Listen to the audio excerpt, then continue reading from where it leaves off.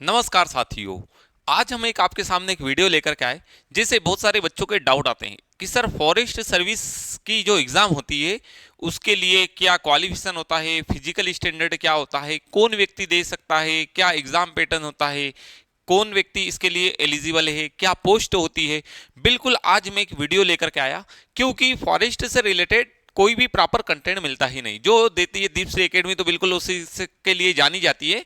आज हम एक वीडियो ही लेकर के आए और इस वीडियो को देखने के बाद आपको फॉरेस्ट सर्विस से रिलेटेड कोई भी डाउट नहीं रहेगा जो आप एग्जाम देना चाहते हैं। तो बिल्कुल आज के वीडियो में आपने देखा कि राज्य वन सेवा परीक्षा के बारे में कंप्लीट इंफॉर्मेशन पढ़ेंगे और इस वीडियो को देखने के बाद मुझे नहीं लगता कि आप लोगों के माइंड में कोई डाउट होगा, क्योंकि मैं कोशिश करूंगा सभी आपके डाउट यहीं पर हम क्लियर कर ले। तो आप देखते हैं अपन कि इसके लिए क्या age, syllabus, eligibility criteria, exam pattern, salary वगैरह क्या चीज होती, पूरी A to Z इंफॉर्मेशन हम बात करेंगे। अब बात करें वन सेवा परीक्षा। अब वन सेवा परीक्षा क्या होती है कि जब भी कहीं पर हमारा जो फॉरेस्ट डिपार्टमेंट है उस फॉरेस्ट डिपार्टमेंट में जो भी जॉब वगैरह से रिलेटेड होती है तो वहां के लिए निकाली जाती है वैकेंसीज। अब एग्जाम वन सेवा परीक्षा की बात करें तो वन सेवा परीक्षा कौन कौन से लेवल पर होती है, तो इसकी कहा जाए तो इसकी एंट्री होती है 3 लेवल से।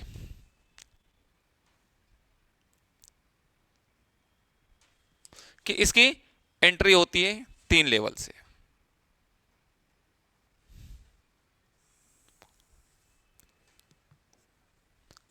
एक होती है 10th लेवल जिसे कहा जाए, जो ESB कंडक्ट करवाता है एग्जाम।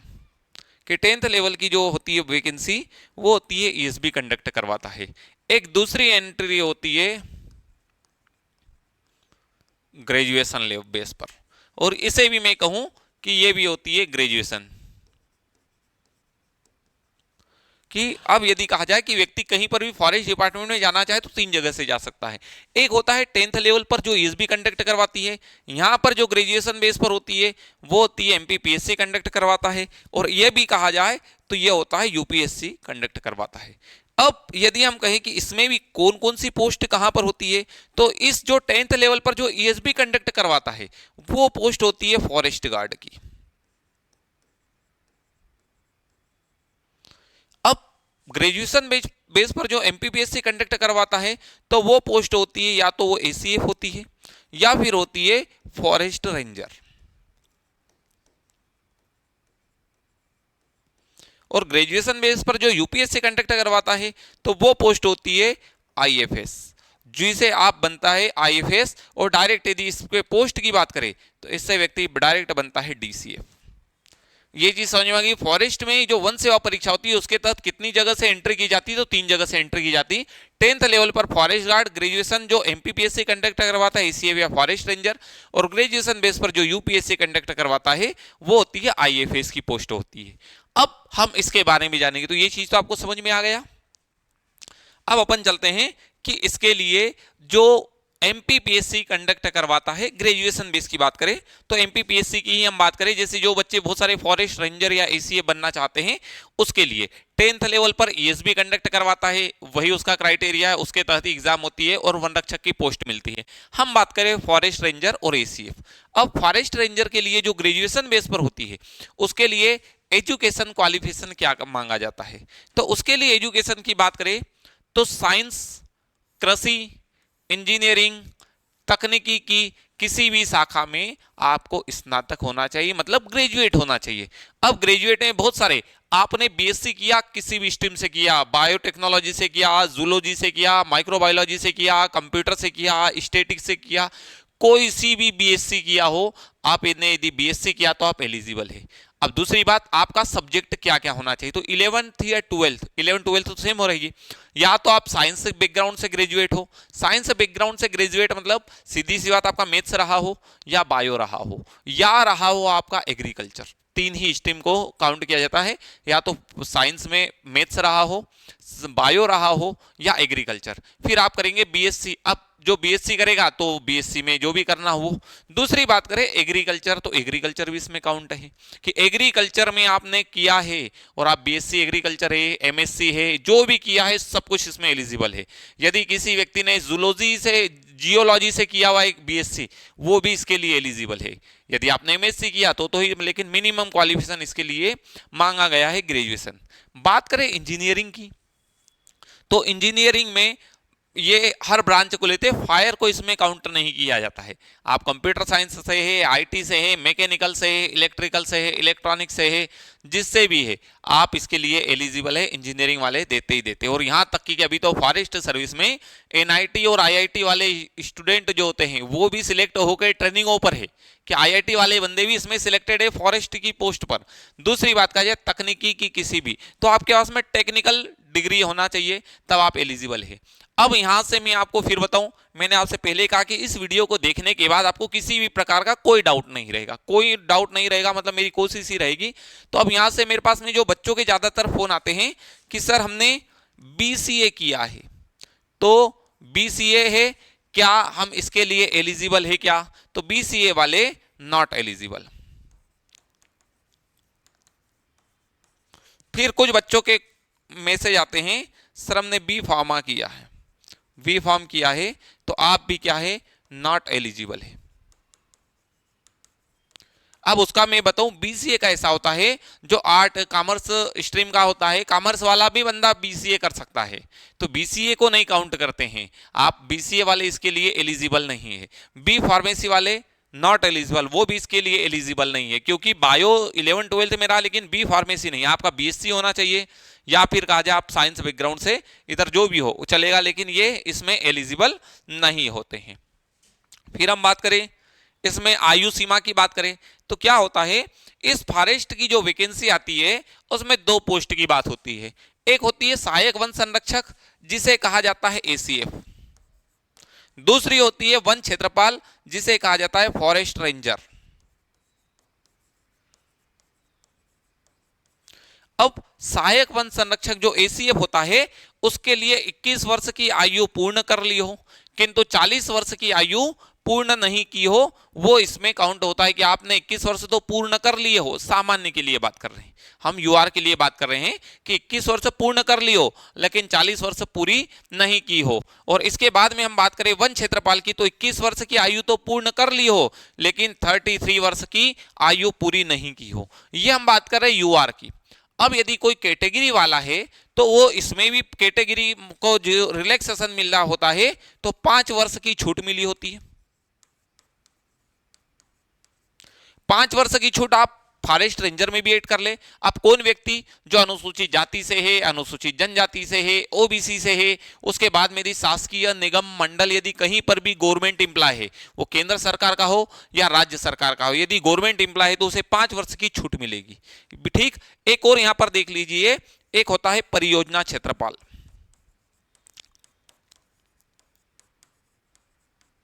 ये जो परियोजना क्षेत्रपाल होता है, यह भी रेंजर ही होता है, लेकिन परियोजना क्षेत्रपाल जो होता है वो मध्य प्रदेश वन विकास निगम के अंतर्गत आता है।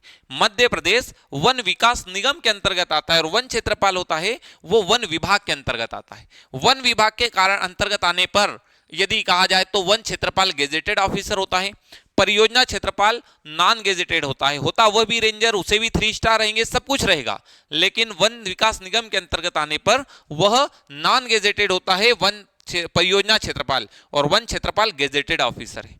अब हम बात करें कि इन दोनों पोस्ट में अभी और अभी आगे चलेंगे तो क्या क्या होता है, तो ये क्या होता है, तो ये पोस्ट होती है फॉरेस्ट एसीएफ और रेंजर की। ये पोस्ट है एसीएफ की। सेम एग्जाम जब आप एसीएफ सिलेक्ट होंगे तो आपको ये होगा, एसीएफ की पोस्ट की बात करें, अपन आगे जाकर के सैलरी की बात करेंगे कि क्या डिफरेंस होता है। तो एसीएफ ये होता है, अब यदि कहा जाए तो वन विभाग होता है। वन विभाग में जो फॉरेस्ट डिपार्टमेंट का जो डिपार्टमेंटल मजिस्ट्रेट वर्क वाला वर्क होता है वो होता है एसीएफ का। और ये होता है फॉरेस्ट रेंजर। फॉरेस्ट रेंजर की वर्दी होती है 3 स्टार लगे होते हैं, लेकिन जो एसीएफ होता है उनकी कोई वर्दी नहीं होती है। उनकी वर्दी नहीं होती है, सिविल यूनिफॉर्म होता है, वो वही वाली यूनिफॉर्म होती है, मतलब जो आप नॉर्मली आपकी जो ड्रेस होती है वही होती है, बस ये होता है वो एसीएफ होता है। और दूसरी बात, जो एसीएफ होता है वह इस रेंजर का ही अधिकारी होता है, सीनियर नहीं कहा जाए, रेंजर का ही ऑफिसर होता है। या तो कोई व्यक्ति रेंजर बनता है, रेंजर का प्रमोशन होने पर एसीएफ बनता है, यदि कोई व्यक्ति रेंजर बनेगा और रेंजर प्रमोट होकर के एसीएफ बनेगा, और यदि एसीएफ की पोस्ट है और आप डायरेक्ट एसीएफ बनते हैं, तो यदि आप डायरेक्ट एसीएफ बनेंगे तो आप डायरेक्ट एसीएफ बनेंगे। अब इसके बाद का प्रमोशन होता है तो डीसीएफ होता है। तो जो हमने अभी आपसे वहां पर बात कहा था कि 10th लेवल पे होती है। अब यहां से क्या होता है, यदि प्रमोशन वाली भी बात की जाए तो इस प्रमोशन में यह होगा कि एमपीपीएससी जो एग्जाम कंडक्ट करवाती है फॉरेस्ट रेंजर, या तो व्यक्ति फॉरेस्ट रेंजर बनता है। और इसी के बाद में हम कहें कि इसकी हायरार्की की बात करें तो इसी में यदि कोई व्यक्ति अब यदि ग्रेजुएशन बेस पर फॉरेस्ट रेंजर बनेगा, रेंजर के ऊपर जो पोस्ट होती है वो होती है एसीएफ की, एसीएफ के ऊपर जो पोस्ट होती है वो होती है डीसीएफ की, डीसीएफ के ऊपर जो पोस्ट होती है वो होती है सीएफ की, सीएफ के ऊपर होती है सीसीएफ की होती है। फिर इसी के बाद में कहा जाए तो यहां पर एपीसीसीएफ होता है, एपीसीसीएफ के बाद में पीसीसीएफ होता है। चलिए, ये हायरार्की होती है।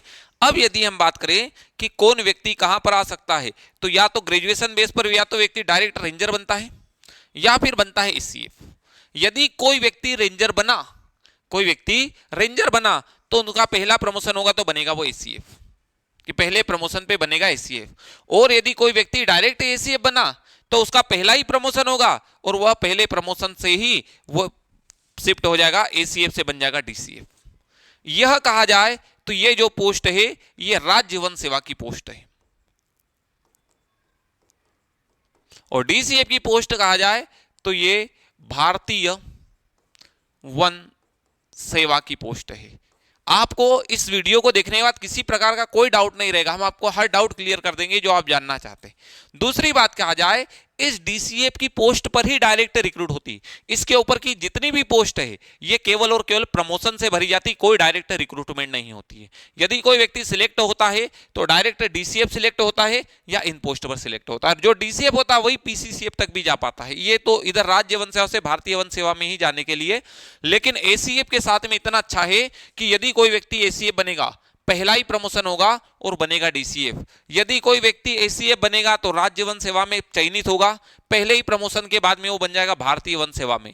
जो भी एमपीपीएससी की एग्जाम होती है, मैं बात करूं डीसी की, सबसे टॉप मोस्ट पोस्ट है डीसी, और डीसी की भी पोस्ट होने पर कोई व्यक्ति डीसी बनता है तो पहले प्रमोशन पर एडीएम बनेगा फिर डीएम बनेगा, पहले एडीएम बनेगा फिर डीएम बनेगा। यदि कोई डीएसपी बनेगा तो पहले एडिशनल एसपी बनेगा फिर एसपी बनेगा।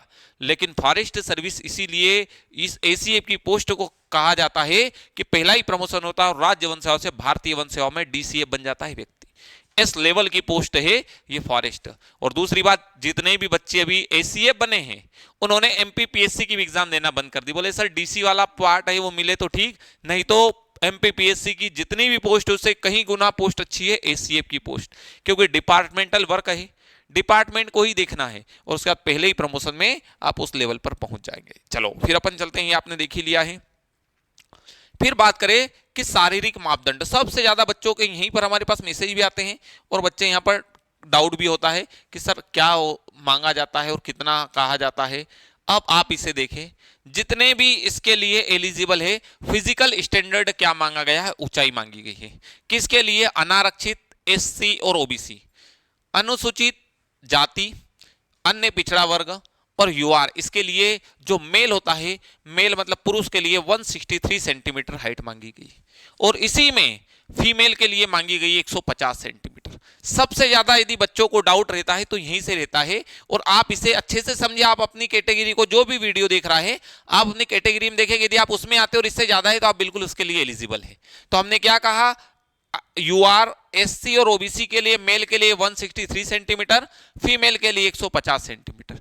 अब जो एसटी कैटेगरी से आते हैं, क्योंकि वन विभाग की बात करें तो वन विभाग में एसटी कैटेगरी के जितने भी कैंडिडेट होते हैं उनको ज्यादा प्रायोरिटी भी दी जाती है, उनको लिया भी जाता है, क्योंकि ऑब्वियस बात है जंगल से जुड़े हुए जो भी चीजें चलती, तो वन विभाग में सबसे ज्यादा एसटी कैटेगरी के ऑफिसर्स मिलते हैं। और सब उनके लिए फिजिकल स्टैंडर्ड की बात करें तो उनके लिए मांगी गई 152 सेंटीमीटर पुरुष के लिए, पुरुष के लिए 152 सेंटीमीटर और जो फीमेल है उसके लिए 145 सेंटीमीटर। अब आप देखेंगे ये डिफरेंस हो जाता है। उसके बाद में कहा जाए कि सीने की परिधि, चेस्ट की बात कहा जाए तो यह एक ऐसी फिजिकल स्टैंडर्ड एग्जाम है किसमें यदि कहा जाए कि किसी भी एग्जाम में फीमेल का जो ब्रेस्ट वगैरह होता है उसका मेजरमेंट नहीं किया जाता, लेकिन इसमें उस चीज को भी कहा जाता है। अब सीने की परिधि की बात करें तो मेल के लिए 79 सेंटीमीटर होना चाहिए, फीमेल के लिए 74 सेंटीमीटर होना चाहिए, और ये कहा जाता है। दूसरी बात कहा जाए न्यूनतम विस्तार और पूर्ण विस्तार, एटलीस्ट 5 सेंटीमीटर उसको एक्सपांड होना ही चाहिए, और फीमेल के केस में भी 5 सेंटीमीटर एक्सपांड हो। जब ये 5 एक्सपांड होगा तो 84 सेंटीमीटर हो जाएगा, और ये हो जाएगा 79। अब आप समझे कि फीमेल में भी क्यों कहा जाता है।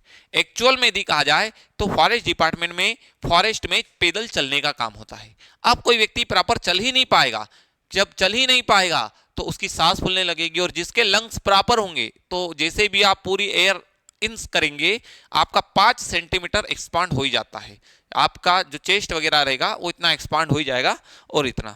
और दूसरी बात करें कि शारीरिक क्षमता परीक्षण क्या है, तो 4 घंटे में इसको चलना होता है। फिजिकल स्टैंडर्ड की बात करें तो जो लड़के होते हैं उन्हें 25 किलोमीटर चलना होता है, और फीमेल को 14 किलोमीटर चलना होता है एसीएफ के हेतु। मतलब ये फीमेल के लिए 14 किलोमीटर चलना है, मेल के लिए 25 किलोमीटर चलना है, और टाइम दोनों के लिए सेम है। अब आपको फिजिकल स्टैंडर्ड में किसी प्रकार का कोई डाउट नहीं रहेगा। एक चीज बच्चों की ओर आती है, सर यदि ये हो जाता है, एक बहुत सारे बच्चों के और क्वेश्चन आता है कि सर हमें चश्मा लगा हुआ है, हम क्या एलिजिबल है कि नहीं।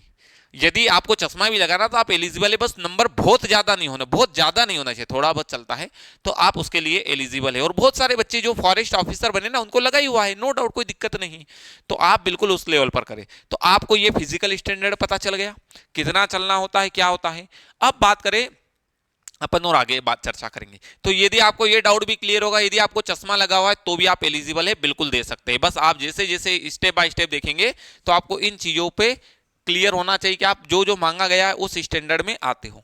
अब हम बात करें कि फॉरेस्ट में एसीएफ की बात, पद का नाम है सहायक वन संरक्षक, मध्य प्रदेश शासन वन विभाग, राजपत्रित द्वितीय श्रेणी, कैसी पद है, स्थायी पद, वेतन माने 56,100 से लेकर के 1,77,500।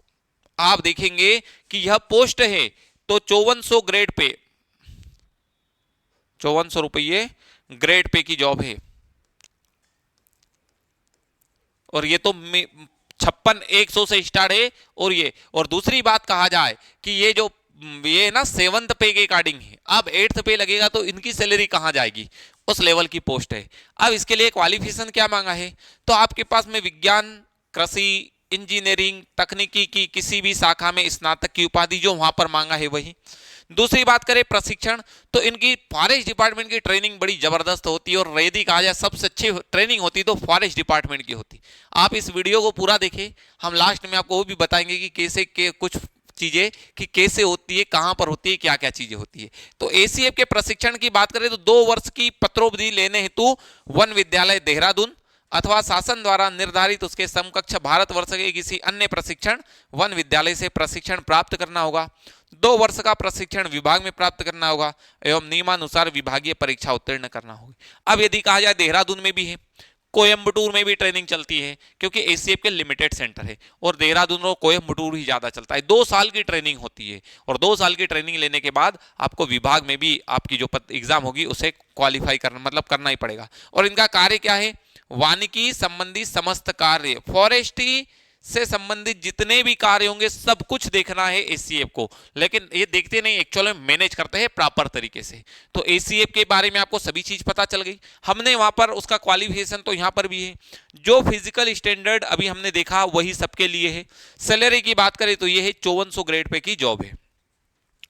अब इनका कार्य होता है वानिकी समस्त संबंधी सभी कार्य, और इनका कार्य मैनेजमेंट का होता है कि जितने भी एसीएफ होते हैं वो फॉरेस्ट रेंजर और डीसीएफ के बीच की पोस्ट है। तो जो डीसीएफ के द्वारा जो आदेश दिए जाते हैं एसीएफ उनको फॉलो करवाते हैं, और यही चीजें होती। बात करें वन क्षेत्रपाल फॉरेस्ट रेंजर, पद का नाम वन क्षेत्रपाल, मध्य प्रदेश शासन वन विभाग, द्वितीय श्रेणी का। अब इनके वेतनमान की बात करें तो 9,300 से 34,600 प्लस 3,600, और राज्य शासन द्वारा समय पर प्रसारित आदेश अनुसार महंगाई भत्ता। मतलब इनकी पोस्ट है ये 3600 ग्रेड पे की जॉब है, और एसीएफ की पोस्ट 5400 ग्रेड पे की जॉब है। वही क्वालिफिकेशन विज्ञान, कृषि, इंजीनियरिंग, तकनीकी की किसी भी शाखा में स्नातक।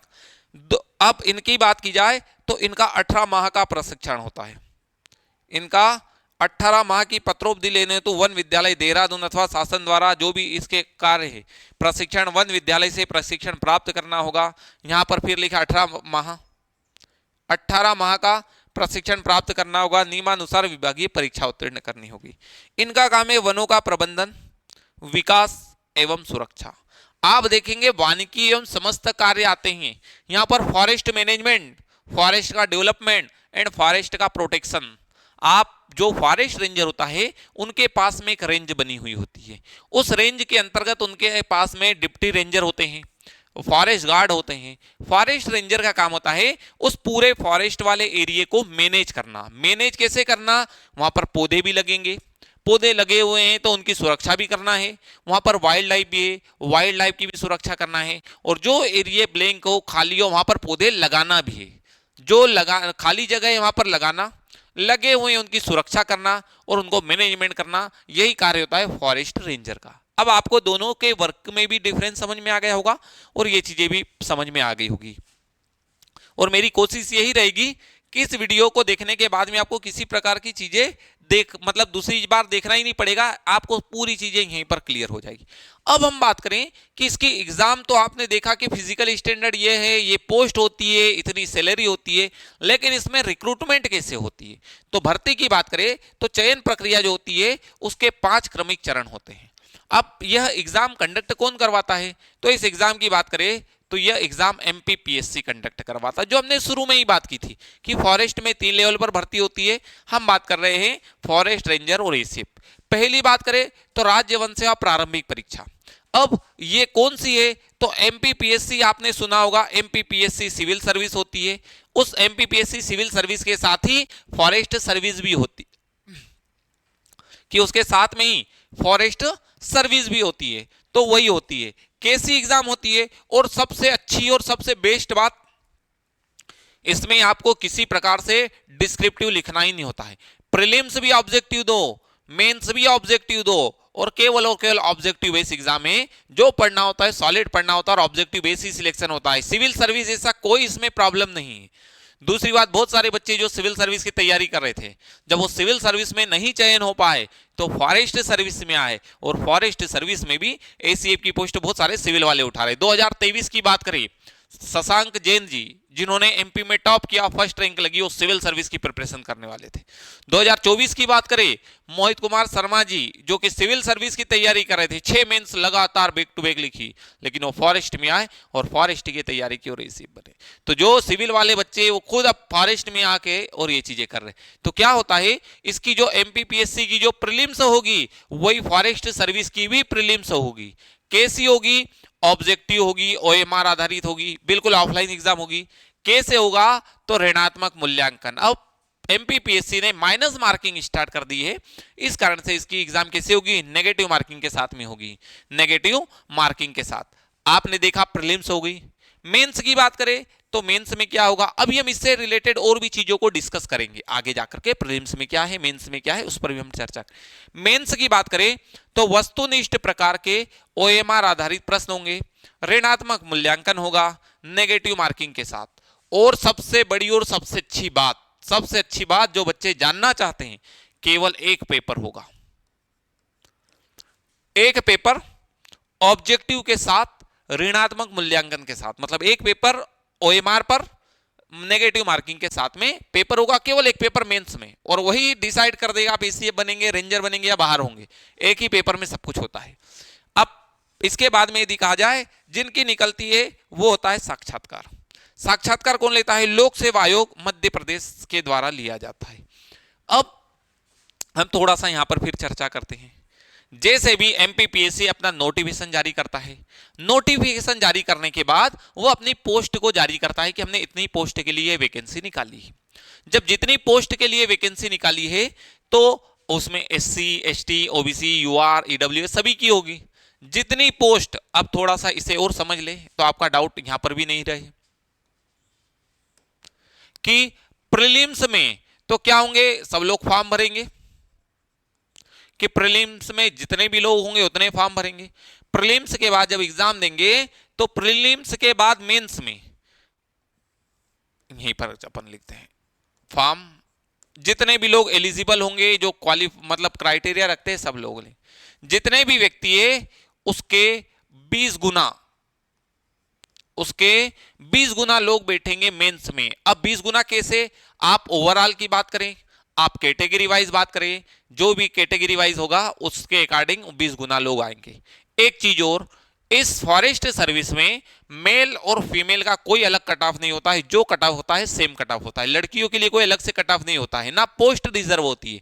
इसमें जो पोस्ट आती है वो कैटेगरी वाइज आती है, SC ST OBC AWS UR, सब जितने बच्चे हैं यदि यूआर का क्राइटेरिया फाइट करते हैं तो यूआर में काउंट होते हैं, अदरवाइज अपनी कैटेगरी में काउंट होते। तो ये चीज समझ में आ गई। फॉर्म जितने भी होंगे, जितनी पोस्ट का, हम यहां पर लिख देते हैं पोस्ट का 20 गुना लोग बैठते हैं काय में, मेंस में। अब जैसे भी मेंस का रिजल्ट आता है तो मेंस के रिजल्ट के बाद में होता है इंटरव्यू। तो जितने भी लोग 20 गुना ने दिया था, अब इंटरव्यू के लिए बुलाया जाएगा केवल और केवल 3 गुना लोगों को। 17 गुना लोग यहीं से बाहर कर दिए जाते हैं मेंस की एग्जाम के तहत। तो साक्षात्कार के लिए केवल एक पोस्ट पे 3 लोगों को बुलाया जाता है। अब 3 लोगों को बुलाया जाता है, उनके बीच में ही प्रोसेस चलती है, उसके भी हम देखेंगे आगे क्या चीज होती है। फिर जितने भी व्यक्ति जो फाइनल लिस्ट बन के आती है, फाइनल मेरिट बन के आती है, वह एक पोस्ट पर एक होता है। मतलब आफ्टर इंटरव्यू एक पोस्ट इक्वल टू एक कैंडिडेट, 2 गुना लोग आफ्टर इंटरव्यू भी बाहर होते हैं। इसलिए जो करना होता है वो हमें मेंस में ही करना होता है। अब शारीरिक मापदंड, शारीरिक क्षमता का प्रशिक्षण, मतलब यह 5 प्रक्रिया होती है, प्री, मेंस, इंटरव्यू, फिजिकल, मतलब इसका जो शारीरिक मापदंड है वो फिजिकल स्टैंडर्ड और मेडिकल। अब आपने इनको देखा, पुरुष उम्मीदवार को 25 किलोमीटर, महिला उम्मीदवार को ACF हेतु 14 किलोमीटर की दूरी 4 घंटे में चलना होगी, हमने वहां पर भी देखा। उसके बाद में होता है मेडिकल, मध्य प्रदेश शासन के चिकित्सा मंडल द्वारा मेडिकल होता है। इसके मेडिकल की बात करें तो इसके मेडिकल में कोई बहुत आर्मी जैसा मेडिकल नहीं होता है। नॉर्मल ब्लड, यूरिन, आपकी ECG होती है, आपके जो लंग्स वगैरह होते हैं, जो एक्सपांड करने वाला, हाइट, इन्हीं चीजों को देखा जाता है और इसी के तहत होता है। कोई स्पेशली ऐसा मेजरमेंट नहीं होता है कि आर्मी जैसा हो जाए। तो आपने देखा प्री, मेंस, इंटरव्यू, ये चीजें क्लियर हो गई आपको। जितने पोस्ट आई है, फॉर्म तो सब भरो। जितनी पोस्ट है उसके 20 गुना लोग मेंस में आएंगे, जितनी पोस्ट है उसके 3 गुना लोग इंटरव्यू में जाएंगे, और आफ्टर इंटरव्यू एक पोस्ट पर एक सिलेक्ट होगा, बाकी बच्चे बाहर हो जाते हैं। फिर हम बात करें प्रारंभिक परीक्षा। अब जो प्रीलिम्स की अभी हमने बात की, उस प्रीलिम्स में क्या आता है, तो इस राज्य वन सेवा की प्रारंभिक परीक्षा होती है, उसमें भी क्या होते हैं, 2 पेपर होते हैं। एक होता है प्रथम प्रश्न पत्र, दूसरा होता है द्वितीय प्रश्न पत्र। यह जो प्रश्न पत्र होता है यह GS का होता है। इसकी बात करें तो यह CSET होता है, सामान्य अध्ययन GS और CSET। अब इसकी बात कहा जाए तो इसमें प्रश्नों की संख्या कितनी है, 100 क्वेश्चन आते हैं, 100 क्वेश्चन आते हैं, 300 मार्क्स से भी, 300 मार्क्स से भी। अब बच्चे सबसे बड़ी गलती क्या करते हैं कि जितनी भी राज्य वन सेवा परीक्षा की तैयारी, संपूर्ण तैयारी करवाने वाला एकमात्र संस्थान है दीपश्री एकेडमी, जो कि स्पेशली राज्य वन सेवा के लिए ही जाना जाता है। बहुत सारे बच्चे फॉरेस्ट की तैयारी करते हैं और जो सिविल की तैयारी करते हैं उस क्लास में भी कांटेक्ट करते हैं, तो बोलते कि क्या है, पेपर तो सेम है, दोनों के साथ में होंगे, आप एक काम करो सिविल का ही पढ़ लो। सिविल वाले बच्चे जो दो नाव में पैर रखने के लिए जाते हो, कहीं का नहीं बचता। आप यदि फॉरेस्ट की तैयारी करें ना तो डेडिकेटेड बैच से ही जुड़े जो फॉरेस्ट की ही तैयारी करवा रहे हैं। अभी आपने एक हमारा वीडियो देखिएगा, उसमें हमने उसी पर डिस्कस किया कि बच्चे गलती क्या करते हैं, कि जो फॉरेस्ट और इन दोनों को लेकर के चलते तो बच्चे गलती किस डायरेक्शन में करते हैं। तो हमें वो गलती बिल्कुल भी नहीं करना है, हमें एक प्रॉपर डायरेक्शन के साथ चलना है और वही चीज हमें सफल भी करवाती है। जो बच्चे बहुत सारी चीजों में डाइवर्ट होने के साथ बोले कि सिविल वाली क्लास से कनेक्ट होते हैं और वो बोलते हैं GS तो सेम है, पढ़ लो, लेकिन साथियों यहां पर बहुत सारा डिफरेंस क्रिएट होता है। अब देखें कि इसमें भी माइनस मार्किंग है और ये वही एग्जाम है, इसमें वही एग्जाम है। GS 100 question 300 marks, CSET 100 question 300 marks. अब हाँ, राज्य वन सेवा परीक्षा की जो होती है, बात आती है कि सर जब GS पेपर 1 होता है तो अब थोड़ा सा अपन यहां पर देखते हैं।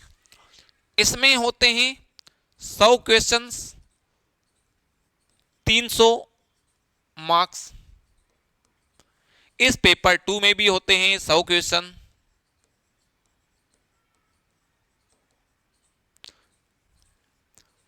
300 मार्क्स।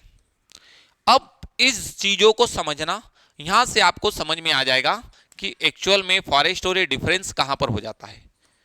यह पेपर 1 है। अब मैं बात करूंगी सिविल सर्विस की। सिविल सर्विस की बात करें तो पेपर 1 जीएस का जो पेपर है वह है स्कोरिंग, और जो सी सेट है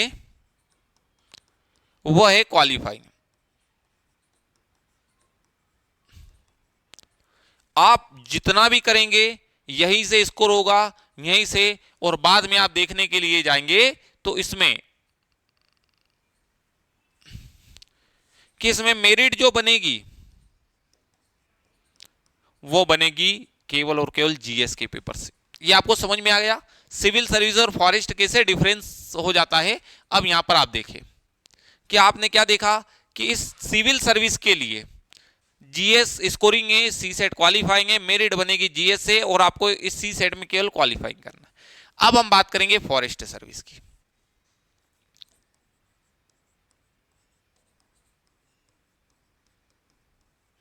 इस फॉरेस्ट सर्विस की एग्जाम में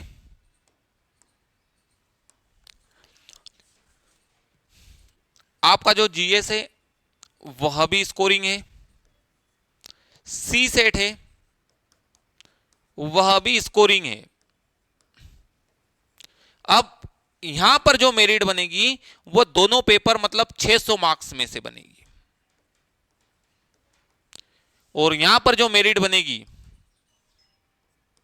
वह 300 मार्क्स में से होगी।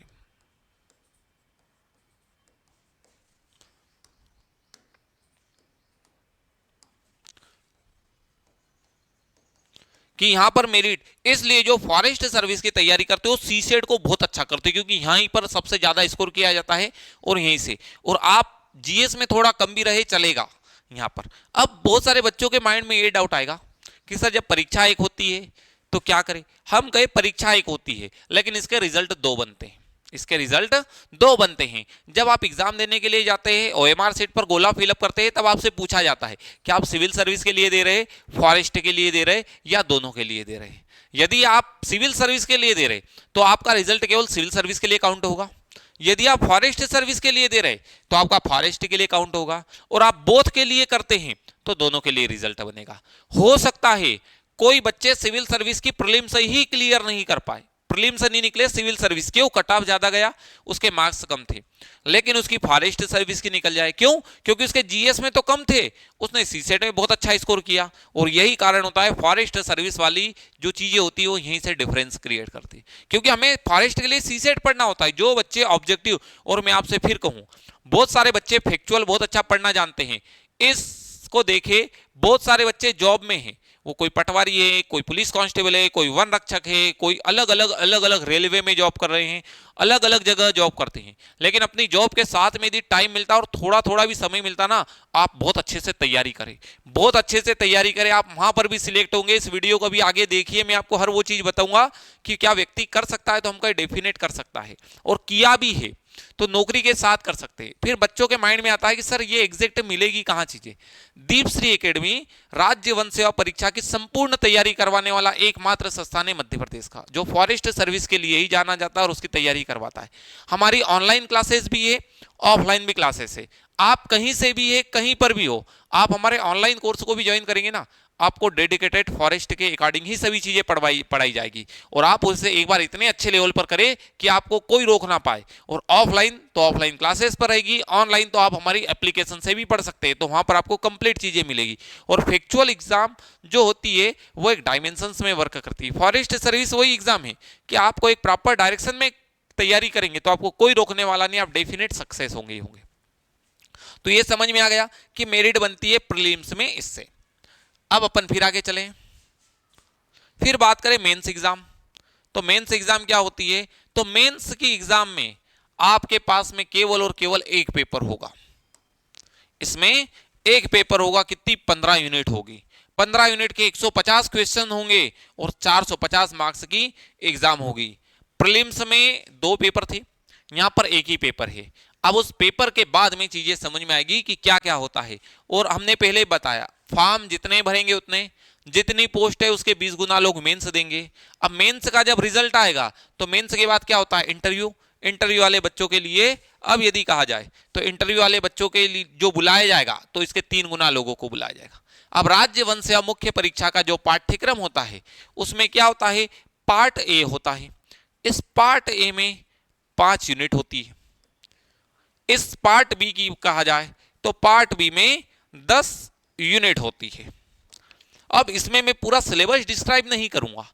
आप यदि आपको पूरा सिलेबस डिस्क्राइब डिकोड, तो हमारा एक सिलेबस वाला ही वीडियो डला हुआ है, आप उस वीडियो को भी देख लीजिएगा। आपको कंप्लीट इंफॉर्मेशन सिविल सर्विस की जो होती है, जीएस वाला जो होता है प्रीलिम्स की, एमपीपीएससी प्रीलिम्स के एक सिलेबस का वीडियो मिल जाएगा, उसमें आपको कंप्लीट प्रीलिम्स की डिटेल मिल जाएगी।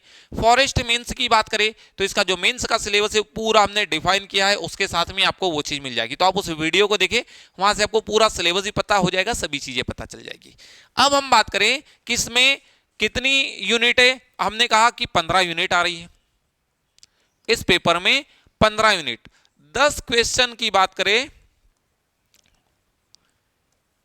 10 क्वेश्चन इस यूनिट से आते हैं। इस प्रकार से कितने क्वेश्चन हो गए, 450 क्वेश्चन का पेपर हो गया। एक क्वेश्चन के 3 मार्क्स, इस प्रकार से 450 मार्क्स की यह एग्जाम हो गई। अब आप देखेंगे इस पार्ट ए में क्या है, तो यह यहां से और डिफरेंस क्रिएट होता है कि इस एग्जाम में क्या क्या चीजें हैं। तो इस एग्जाम में 5 यूनिट आती है। एक आती है एमपी की हिस्ट्री, दूसरी आती है इसमें यूनिट एमपी की जियोग्राफी, थर्ड है एमपी में पॉलिटी एंड इकोनॉमिक्स। यहां पर आती है एक यूनिट एमपी की ट्राइब्स, और यहीं पर आता है ICT, computer and current affairs. अब यह यूनिट ऐसी है जो हमें एमपीपीएससी के प्रीलिम्स में भी आती है। हम जब इसकी तैयारी करवाते ना, इन यूनिटों में मैक्सिमम पार्ट ऐसा होता है, पहले तो एज इट इज थी, लेकिन अभी 2026 से अब सिलेबस बदलने के बाद में यह चीजें चेंज हो गई है। तो पहले एज इट इज होती थी, हम वहीं पर कर लेते थे, अब थोड़ा सा डिफरेंस तो जितना हो जाता है वो हम यहीं पर करते हैं। उसके बाद में इसमें क्या आता है, तो इसमें आता है 4 यूनिट फॉरेस्ट्री, फिर आता है 1 यूनिट है ट्राइब्स। आपने देखा 4 यूनिट फॉरेस्ट्री, 1 यूनिट ट्राइब्स। फिर फिजिक्स, फिजिक्स जो भौतिकी आपने 11th 12th पे पढ़ा वो, केमिस्ट्री, मैथ्स, बायो। आप सुनते ही उसका क्या सब्जेक्ट है, पीसीए में या पीसीबी है, तो फिजिक्स, केमिस्ट्री, मैथ्स, बायो और एक काउंट करें एनवायरमेंट। 5 सब्जेक्ट ये हो गए, 5 यूनिट ये हो गई 10, 10 और 5 15, 15 यूनिटें टोटल हो गई। 10 क्वेश्चन इच यूनिट से, 150 क्वेश्चन हो गए, 3 नंबर का एक क्वेश्चन। इस प्रकार से 400 नंबर की, 450 नंबर की इस एग्जाम हो गई। अब आप देखेंगे बच्चों को सबसे ज्यादा फॉरेस्ट्री और ये साइंस में हम कहें दीपश्री एकेडमी इसीलिए जाना जाता है कि यदि कहा जाए आप इस चैनल पे जितनी भी चीजें देखेंगे आपको कंप्लीट उसी लेवल पर प्रिपरेशन करवाई जाती है। और मैं बीच में भी बोलते आया कि बहुत सारे सिविल सर्विस की तैयारी करवाते, फॉरेस्ट की कोई एकेडमी तैयारी नहीं करवाता, और वो बच्चों को डाइवर्ट करते कि आप सिविल की तैयारी करें, इसके साथ में हो जाएगी। अरे भाई, जब आप रास्ता ही एक थोड़ा सा चेंज करेंगे, क्योंकि आपने देखा इंडियन हिस्ट्री वो लोग बहुत पढ़ाएंगे, और हमें इंडियन हिस्ट्री मेंस में भी नहीं आती, हमें प्रीलिम्स में उतनी ही पढ़ना है जितने की आवश्यकता है। वह लोग आपको इंडियन ज्योग्राफी बहुत पढ़ाएंगे, हम कहें कि हम उसमें उतना ही पढ़ेंगे जितनी हमें आवश्यकता, और हम बहुत अच्छा, और हम उस समय को सीसेट में लगाएंगे। इसीलिए फॉरेस्ट के जो बच्चे होते हैं ना, वो एक प्रॉपर डायरेक्शन में यदि तैयारी करना चाहते तो आप दीपश्री एकेडमी से जुड़े। हम आपके लिए वैसी ही बैच लेकर के आएंगे जो इस एग्जाम की डिमांड है, क्योंकि वो आपको बोल देंगे कि हम ये करवा रहे, लेकिन जो काम की चीजें नहीं है ना, जहां पर हमें स्पेशली फोकस करना चाहिए हम स्पेशली उसको ही फोकस करेंगे, और जहां पर छोड़ेंगे कुछ नहीं, पढ़ेंगे सभी चीजें, लेकिन किसको ज्यादा इंपॉर्टेंस देना है, किसको कम इंपॉर्टेंस देना है, इसी के साथ में तैयारी करेंगे। तो यह चीज आपको पूरी समझ में आ गई। अब इसी के बाद में मेरिट बनती है। मेरिट बनने के बाद में हर कैटेगरी से 3 गुना लोगों को इंटरव्यू के लिए बुलाया जाता है, और जब 3 गुना लोगों को इंटरव्यू के लिए बुलाया जाता है उसमें से ही 1 गुना व्यक्ति एक सिलेक्ट होता है। और इसी में साक्षात्कार की बात करें तो कितने का होता है, 50 नंबर का इंटरव्यू होता है, फिर मिल जाते हैं टोटल 500, और इस 500 मार्क्स में से फाइनल मेरिट बनती है। जो व्यक्ति टॉप करते हैं एसीएफ की पोस्ट रहती है तो उन्हें एसीएफ मिलता है। जो व्यक्ति इतने मार्क्स ले आते कट ऑफ पॉइंट से ज्यादा तो फॉरेस्ट रेंजर या परियोजना क्षेत्रपाल बनते हैं। चलिए फिर अपन आगे चलें। हाँ, तो अब आपको पूरी की पूरी डिटेल पता चली होगी। हम आपसे फिर कहें कि यदि आप राज्य वन सेवा परीक्षा की तैयारी करना चाहते हैं, आप यदि राज्य वन सेवा परीक्षा की तैयारी करना चाहते हैं और आप किसी भी डिपार्टमेंट में जॉब कर रहे हैं, जॉब के साथ भी तैयारी की जाती है और सिलेक्शन लिया जाता है, हम आपको वो चीजें भी बताएंगे। तो मध्य राज्य वन सेवा परीक्षा की संपूर्ण तैयारी करवाने वाला मध्य प्रदेश का एकमात्र संस्थान है दीपश्री एकेडमी, जो फॉरेस्ट की संपूर्ण तैयारी करवाता है। बहुत सारे कोचिंग क्लास वाले मिसगाइड कर देते कि आप एक काम करो सिविल के साथ पढ़ो, फॉरेस्ट तो इसमें ही हो जाएगा। वो एक्चुअल से हम कहा जाए मिसगाइड करना ही हो, क्योंकि हमें फॉरेस्ट के लिए एक अलग स्ट्रेटजी अपनानी है और सिविल के लिए अलग स्ट्रेटजी अपनानी है। पहले ऐसा होता था कि साथ में हो जाती थी, लेकिन अब जिस लेवल पर बच्चे फॉरेस्ट की ओर डेडिकेशन के साथ प्रिपरेशन कर रहे हैं वही कट ऑफ को बढ़ा रहे हैं। तो हमारी राज्य वन सेवा परीक्षा की फाउंडेशन बैच भी चली रही है। आप जो बच्चे तैयारी करना चाहते हैं वो हमारी फाउंडेशन बेस से जुड़े, वहां पर हम कंप्लीट चीजें, और ये बेच कैसी होगी, स्पेशली डेडिकेटेड टू फॉरेस्ट है, ऑफलाइन ऑनलाइन दोनों मोड पर है। आप यदि ऑफलाइन ज्वाइन करना चाहते तो ऑफलाइन ज्वाइन करें, जो बच्चे ऑनलाइन ज्वाइन करना चाहते हैं तो आप कहीं पर भी किसी भी जॉब में आप ज्वाइन कर सकते हैं। आपको कंप्लीट उसमें classes live plus recorded classes मिलेगी। यदि आपने क्लास इस सेशन को बाद में ज्वाइन किया तो आपको रिकॉर्डेड मिल जाएगी, लाइव क्लास को ज्वाइन करेंगे तो लाइव मिलेगी, नोट्स भी मिलेंगे, और कंप्लीट ये फाउंडेशन बैच होगी और डेडिकेटेड टू फॉरेस्ट सर्विस होगी। स्पेशली फाउंडेशन बैच ही बनाई गई फॉरेस्ट के लिए। इसमें सिविल के अकॉर्डिंग नहीं, हम ज्यादा से ज्यादा फॉरेस्ट के अकॉर्डिंग पढ़ेंगे। सिविल की भी आप एग्जाम देंगे, बिल्कुल आपके लिए प्रीलिम्स उसके लिए भी है। यह प्रीलिम्स आप उस पेपर को भी देंगे और इस पेपर को भी देंगे, लेकिन ये डेडिकेटेड रहेगी फॉरेस्ट के अकॉर्डिंग। तो आप हमारी इस बैच को ज्वाइन कर सकते हैं, आपको बिल्कुल ऑनलाइन चीजें मिल जाएगी, आप ऑनलाइन तैयारी कर सकते हैं, जॉब के साथ में तैयारी कर सकते हैं।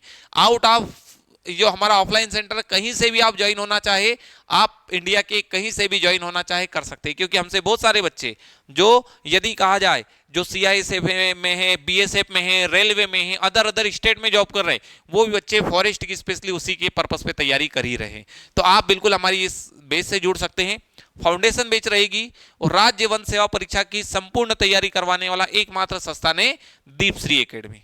अब हम इसलिए बोल रहे थे कि जॉब की बात क्या होती है, इसको देखिएगा। यह है ज्योति ठाकुर मैम। अब इस फोटो को हमने इसको इसलिए लगाया कि बहुत सारे बच्चे सोचते हैं कि सर हम भी कर सकते हैं या नहीं कर सकते। केवल हमने बहुत सारे बच्चे ऐसे जब आपसे हम कनेक्ट भी करवाते चलेंगे, हमने ये फोटो मतलब इनका इसलिए लगाया। यही है ज्योति ठाकुर मैम, ये पुलिस कांस्टेबल थे, कांस्टेबल के साथ में ही प्रिपरेशन की और बिल्कुल डेडिकेशन के साथ में प्रिपरेशन की। 2020 में राज्य वन सेवा परीक्षा दी, राज्य वन सेवा परीक्षा का साक्षात्कार दिया, लेकिन अंतिम रूप से चयन नहीं हुआ। चयन नहीं होने के बाद वही नर्वसनेस के साथ, लेकिन जो चीजें पड़ी हुई थी उस लेवल पर पड़ी हुई थी। 2021 में फिर एग्जाम दी, 2021 में एग्जाम नहीं निकली, लेकिन 2021 के समय इनका चयन पटवारी के पद पर हो गया और इन्होंने पटवारी का पद ज्वाइन कर लिया। साथ ही तैयारी चली रही थी। 2023 में फिर राज्य वन सेवा परीक्षा आती है, वही तैयारी, वही प्रॉपर स्टडी, नौकरी के साथ सब कुछ करना है।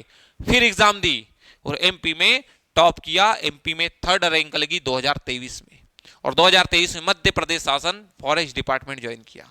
और जब ज्वाइन किया तो फॉरेस्ट डिपार्टमेंट में ये उनकी ही पोस्ट है। अब आप देख रहे हैं कि जिन बच्चों को लगता कि हम कर सकते या नहीं कर सकते, हम कहें यदि आप केवल और केवल स्टूडेंट हैं तो क्यों नहीं कर सकते, आपका मेन वर्क ही है पढ़ना।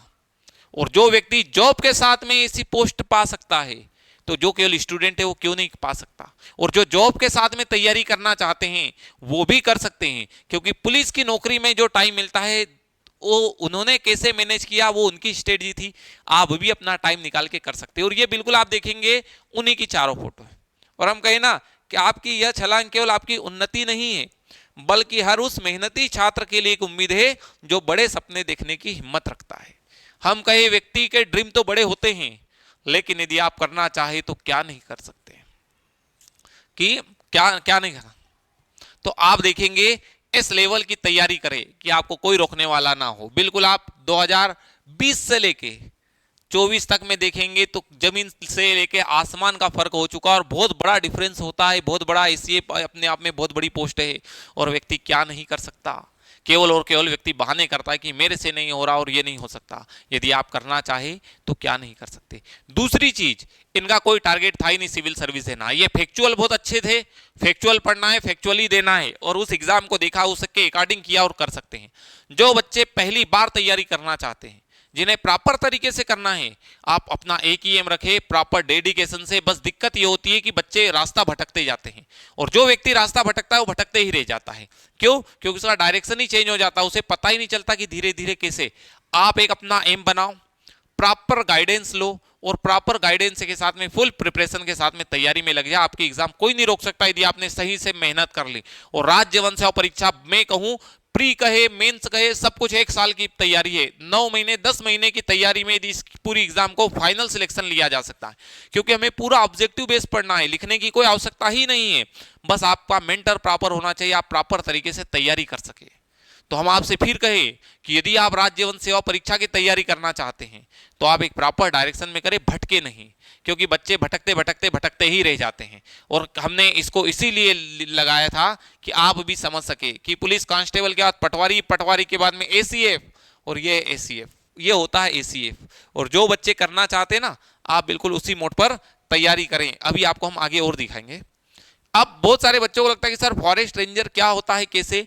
हम कहे फॉरेस्ट रेंजर की जो ट्रेनिंग होती है ना, उससे अच्छी ट्रेनिंग कहीं की नहीं होती है। क्यों? क्योंकि हर कोई व्यक्ति घूमना चाहता है, हर कोई व्यक्ति। और जब ट्रेनिंग के दौर में आप कहीं पर घूमने के लिए जाएंगे, फैमिली के साथ, रिलेटिव के साथ में जाएंगे, लेकिन घूमने की बात हो और घूमने की बात दोस्तों के साथ हो तो उसकी तो बात ही एक अलग होती है। फॉरेस्ट रेंजर की ट्रेनिंग वही होती है, आपको हर उस जगह पर भी घुमाया जाता है जहां पर लोगों के लिए प्रोहिबिटेड होता है, लोग जा नहीं सकते, लेकिन आप फॉरेस्ट ऑफिसर, आपको नेचुरल प्लेस पर ही घुमाया जाएगा। ये आप एक फोटो देख रहे हैं, ये 2021 और 2022 की बैच है जो राजपीपला ट्रेनिंग सेंटर में ट्रेनिंग कर रहे हैं। उनकी बैच है, वो साउथ में घूमने के लिए गए थे तब की है। ये आप देखेंगे 2023 वाले, अब कहा जाए सत्यमंगलम टाइगर रिजर्व, वहां पर वेपन से ट्रेनिंग चल रही, वहां की है। ये देखेंगे उड़ीसा के अंगुल में जो ट्रेनिंग चल रही है उन बच्चों की। और यह है 2020 बैच के फॉरेस्ट रेंजर ऑफिसर जो अपने ट्रेनिंग कंप्लीट करके आ चुके हैं और उनकी ट्रेनिंग थी आरसीपीवी नरोना प्रशासनिक अकादमी भोपाल में। ये होती है फॉरेस्ट रेंजर की ट्रेनिंग, आपको घूमना। और रियल में कहा जाए फॉरेस्ट रेंजर की 18 महीने की ट्रेनिंग होती है, एसीएफ की 2 साल की ट्रेनिंग होती है। अब ये दोनों लोग एक इंडिया में, एमपी में तो ट्रेनिंग सेंटर ही नहीं है, इंडिया में जैसे कहा जाए कोई महाराष्ट्र के चंद्रपुर में कर रहा है, कोई महाराष्ट्र के कुंडल में कर रहा है, कोई उड़ीसा के अंगुल में कर रहा है, कोई तमिलनाडु में है, मतलब कोयम्बटूर में ट्रेनिंग चल रही, कोई देहरादून में चल रहा है, अलग अलग जगह चलती। आप किसी एक जगह पर रहते हैं, एक ईस्ट, वेस्ट, नॉर्थ, साउथ और सेंट्रल, 5 में से आप एक जगह पर रहेंगे। जिस जगह पर रहेंगे वहां पर घूमते रहेंगे। बाकी भारत दर्शन नाम का एक टूर होता है, उस टूर में अदर अदर अदर अदर, मतलब आप सेंट्रल में रह रहे तो ईस्ट, वेस्ट, नॉर्थ, साउथ सब जगह आपके टूर चलेंगे और आप बिल्कुल मस्त तरीके से घूम के आएंगे। और घूमने का ही ये भी ट्रेनिंग का ही पार्ट होता है। ये देखेंगे, ये वही लोग जब सिक्किम वगैरह घूमने के लिए गए थे तब। और एक पेरेंट्स को इससे अच्छा बड़ा दिन कुछ नहीं हो सकता है जो आप इस चीज को देख रहे हैं। ये सचिन डोडवे जी है जो फॉरेस्ट रेंजर बने। जब इनका चयन हो गया था, इनके पेरेंट्स पीओपी में गए थे, वही उनको स्टार लगा रहे हैं। एक पेरेंट्स के लिए इससे अच्छा दिन कुछ नहीं हो सकता जब वो अपने बेटे या बेटी को एक अधिकारी बनता देखे। और वही पासिंग आउट परेड में इस दिन के लिए मेहनत करना चाहिए आपको। बिल्कुल आप करें, इस दिन के लिए मेहनत करें कि जब आप खड़े हो ना तो केवल और केवल आपके माता पिता का सीना गर्व से चौड़ा हो जाना चाहिए कि वाकई में मेरे बेटे ने उस दिन को दिया है। और मैं आपसे रियल कहूं, यदि आप इस डिपार्टमेंट में आएंगे ना, इस डिपार्टमेंट में आने के बाद दूसरे डिपार्टमेंट को भूल जाएंगे, क्योंकि इस फॉरेस्ट डिपार्टमेंट में इतनी अच्छी चीजें होती है कि आप कहा जाए इसको देखिए। ये उनके माताजी पिताजी जब उनकी पासिंग आउट परेड थी 2020 में, ये गए थे, वो स्टार लगा रहे हैं उनके पेरेंट्स।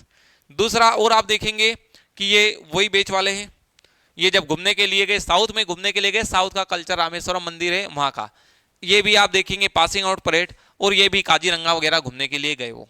अब यदि कहा जाए इस पूरी ट्रेनिंग के दौरान 18 महीने में से 6 महीने का टूर ही टूर होता है जो केवल भारत भ्रमण के नाम से चलता है और भारत के अलग अलग जगह पर आपको घुमाया जाता है ये चीज। अब आप और देखें, और भी आपको वीडियो देखना है, आप इसी चैनल पर जाएं। यदि वाकई में जॉब के साथ में तैयारी कैसे की जा सकती है, क्या कर सकते हैं, कैसे कर सकते हैं, तो आप रजत पाटीदार जी का वीडियो देखिए। पुलिस कांस्टेबल रहते हुए भी ये फॉरेस्ट रेंजर बने और ये निकाली। अब यदि कोई बच्चे हैं जिन्होंने पहली बार तैयारी की लेकिन कैसे करें, क्या करें, यदि आप कॉलेज के साथ में आफ्टर 12th ही प्रिपरेशन करना चाहते हैं और आप इनका देखें, दीपेंद्र लोधी जी का वीडियो देखें, जीवन में पहली नौकरी प्राप्त की वह भी एसीएफ की, और कंटिन्यूटी में सिविल सर्विस की भी मेंस दी, ए फॉरेस्ट की भी मेंस दी, और 2023 में सिलेक्शन होने के बाद 2024 में भी एसीएफ का इंटरव्यू कॉल, लेकिन 2023 में ही सिलेक्ट हो गए तो क्यों जाए। 2023 में ही पीएससी की दूसरी पोस्ट के लिए इंटरव्यू ही नहीं दिया, क्योंकि एसीएफ थे तो केवल डीसी चाहिए था, अदरवाइज चाहिए ही नहीं था।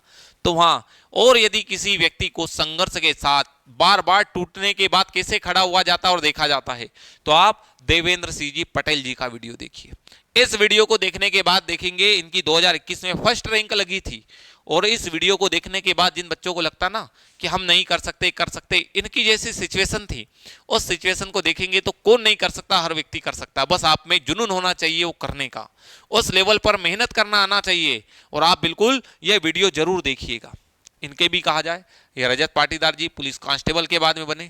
दीपेंद्र लोधी एकमात्र वो बंदा, एकमात्र तो नहीं बोल सकते, वह बंदा जिसने कॉलेज के साथ में ही आफ्टर 12th ही प्रिपरेशन स्टार्ट की थी, और जैसे भी एग्जाम हुई कि पहली बार मौका मिला और पहली बार में ही एसीएफ, और बहुत सारे एग्जामों में ठुकराने के बाद, बहुत सारे एग्जामों में फेल होने के बाद, उसके बाद कोई एसीएफ बना, तो आप देवेंद्र सिंह जी पटेल जी का वीडियो देखिए, जो कि 2020 में जब रिजल्ट आया तो सिलेक्शन नहीं होने के कारण बहुत नर्वस था बंदा, लेकिन 2021 अगले साल ही एमपी में टॉप कर गया और एसीएफ की पोस्ट उठा ली।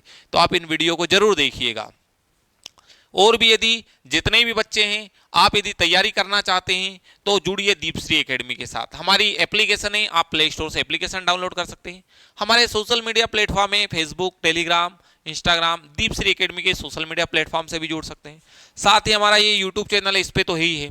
तो आपको इस वीडियो को देखने के बाद, आपको इस वीडियो को देखने के बाद में कोई भी डाउट नहीं रहेगा, कंप्लीट इंफॉर्मेशन आपको मिली गई है। और भी यदि डाउट हो तो ये हमारा क्लास का कांटेक्ट नंबर है, आप इस एड्रेस पर भी विजिट कर सकते हैं। और भी यदि कोई डाउट हो तो आप इस नंबर पर मैसेज करें, कॉल करें, जो भी इंफॉर्मेशन। और आई थिंक इस पूरे वीडियो को देखने के बाद आपका कोई डाउट नहीं रहा होगा, वो फिजिकल स्टैंडर्ड की बात करें, वो क्वालिफिकेशन की बात करें, या कुछ भी चीज़ें कहे, और हम कहें कि ये आप कांटेक्ट नंबर है, आप इस पर कांटेक्ट कर सकते हैं। इसके अलावा यदि आप राज्य वन सेवा परीक्षा की तैयारी करना चाहते हैं, तो राज्य वन सेवा परीक्षा की तैयारी करने के लिए आप अभी आप राज्य वन सेवा परीक्षा की तैयारी करना चाहते हैं, तो हमारा दीपश्री एकेडमी राज्य वन सेवा की संपूर्ण तैयारी करवाने वाला एकमात्र संस्थान है। तो आप हमारी फाउंडेशन बेच से भी जुड़ सकते हैं। यह बेच बिल्कुल प्रीलिम्स से लेकर के मेंस तक आपको कंप्लीट प्रिपरेशन करवाएंगे। आप यदि फाउंडेशन बैच प्रीलिम्स के लिए जुड़ेंगे तो ये हमारी फाउंडेशन बैच है। जो बच्चे स्पेशली मेंस की तैयारी करना चाहते हैं वो जुड़िए दीपश्री एकेडमी के साथ, आपको हम कंप्लीट मेंस की भी और इंटरव्यू वगैरह कंप्लीट प्रिपरेशन करवाई जाती है। और यह क्लास की सबसे अच्छी विशेषता ये है कि ये ऑफलाइन तो है ही है, साथ ही ऑनलाइन भी है। आप जॉब के साथ में भी कनेक्ट हो सकते हैं, और आपको जो यहाँ पर क्लासेस मिलेगी वो लाइव क्लासेस मिलेगी, और लाइव में यदि नहीं ज्वाइन हो सकते तो बाद में आपको रिकॉर्डेड मोड पर भी अवेलेबल रहेगी। तो ठीक साथियों, आज का सेशन, अब इस वीडियो को हम यहीं पर समाप्त करते हैं। और यदि आपके कुछ डाउट रहे तो आप इस नंबर पर कॉल कर सकते हैं, अधिक जानकारी के लिए इस पर कॉल करें। और मिलते हैं नेक्स्ट सेशन में। नमस्कार।